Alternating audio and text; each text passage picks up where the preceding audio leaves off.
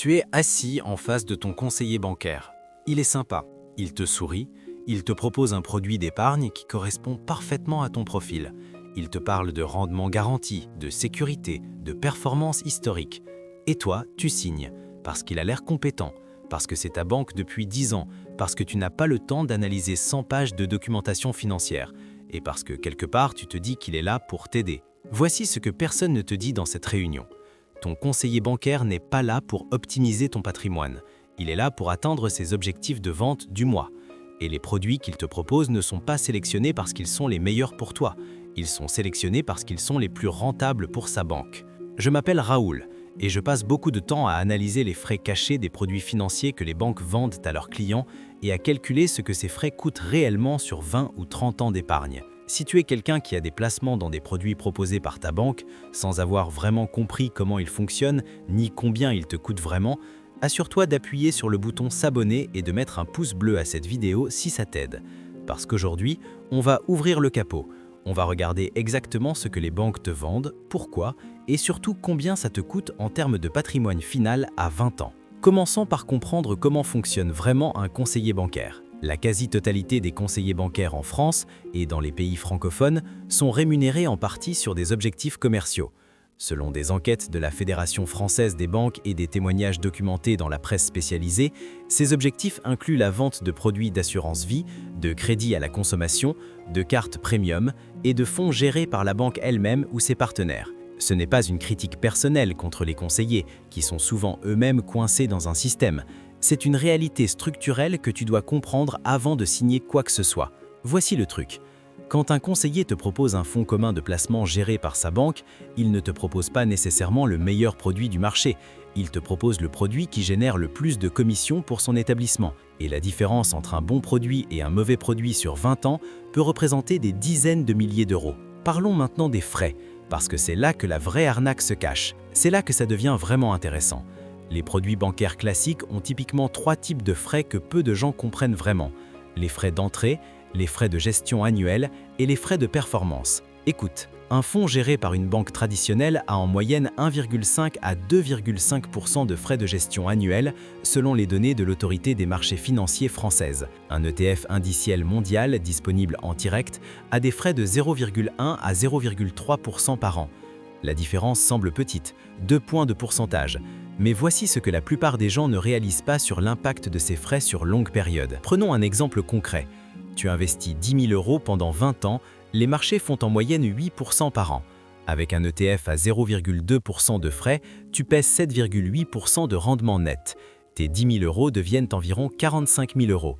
Avec un fonds bancaire à 2% de frais, tu pèses 6% de rendement net. Tes 10 000 € deviennent environ 32 000 €.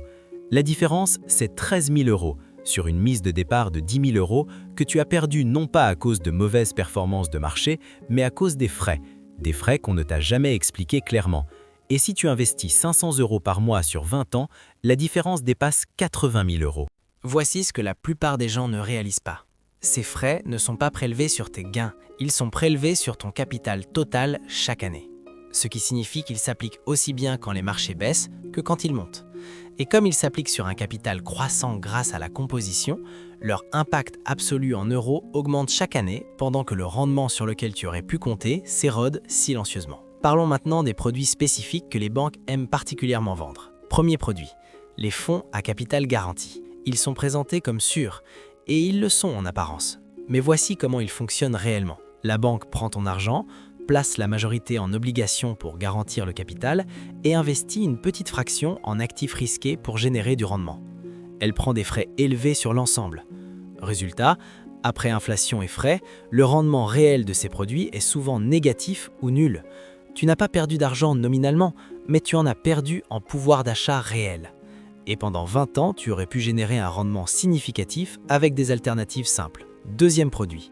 Les unités de compte en assurance vie avec fonds maison. L'assurance vie en France est un excellent véhicule fiscal, mais les banques en ont fait un vecteur de distribution de leurs propres fonds à frais élevés. Un contrat d'assurance vie bancaire classique a souvent des frais d'entrée de 2 à 3%, des frais de gestion du contrat de 0,5 à 1% et des frais des unités de compte de 1,5 à 2%.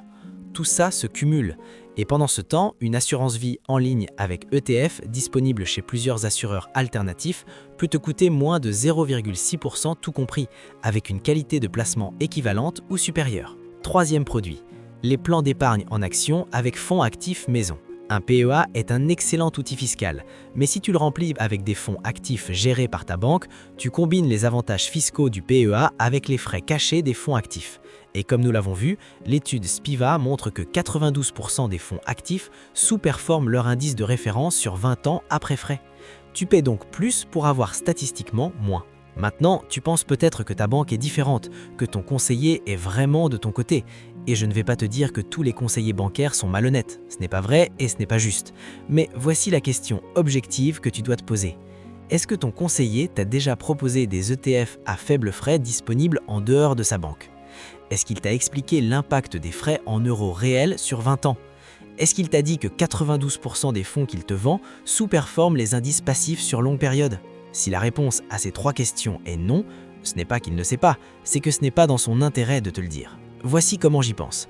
Demander conseil à ta banque sur tes placements, c'est un peu comme demander à un vendeur de voitures quelle marque tu devrais acheter. Il va te donner une réponse sincère sur les voitures qu'il connaît, mais il ne va jamais te dire que la meilleure option pour toi est peut-être ailleurs. Alors, que faire concrètement? Étape 1. Demande à ta banque un relevé détaillé de tous les frais que tu paies sur chaque produit. Frais d'entrée, frais de gestion annuels, frais du fonds sous-jacent. Additionne-les. Compare ce chiffre à 0,3%, qui est ce que les meilleures alternatives à faible frais te coûteraient. Étape 2. Si tu as une assurance vie bancaire avec des frais totaux supérieurs à 1,5% par an, explore les contrats alternatifs en ligne. Boursorama, Linksea, Lucia Cardiff, Yomoni proposent des contrats avec ETF à des frais totaux entre 0,4 et 0,7%. La migration d'un contrat à l'autre est possible dans certaines conditions via le transfert Fourgous pour les contrats en euros. Étape 3. Si tu as un PEA ou un compte titre bancaire avec des fonds actifs à frais élevés, évalue la possibilité de le transférer vers un courtier en ligne, comme Fortuneo, Bourse Directe ou DeGiro, qui te permettront d'investir en ETF à frais minimaux. Étape 4. Pour tes prochains placements, applique une règle simple. Si un produit a plus de 1% de frais annuels totaux, cherche une alternative. Presque systématiquement, il en existe une moins chère avec des performances équivalentes ou supérieures. Voici le chiffre final que je veux que tu gardes. Selon une analyse de l'UFC Que Choisir publiée en 2022, un épargnant français qui utilise des produits bancaires classiques pendant 30 ans paie en moyenne 30 à 40% de son patrimoine final en frais cumulés sans en avoir conscience.